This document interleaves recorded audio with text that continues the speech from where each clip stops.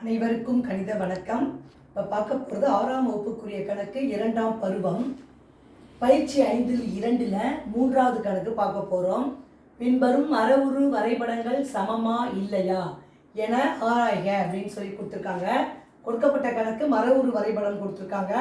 இதை இயற்கணித கோவையாக ஃபஸ்ட்டு எழுதிக்கிட்டு 2 சமமாக இருக்கா அப்படிங்கிறத நம்ம பார்க்க போகிறோம். இந்த கணக்கை பொறுத்த வரைக்கும் சி வகுத்தல் ஏ வகுத்தல் பி இதுதான் இந்த கணக்குக்குரிய விடை.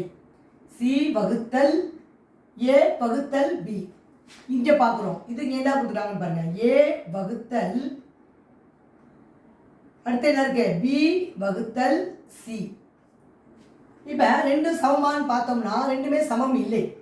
ரெண்டு சமன்பாடும் பார்த்தீங்கன்னா இது சி வகுத்தல் ஏ வகுத்தல் பின்னு இருக்கு, இது ஏ வகுத்தல் பி வகுத்தல் சின்னு இருக்கு. அப்போ ரெண்டையும் ஒப்பிட்டு பார்க்கும் பொழுது சமம் இல்லை அப்படிங்கிறத நம்ம கண்டுபிடிச்சி எழுதிக்கலாம். சமம் இல்லை. புரிஞ்சுங்களா?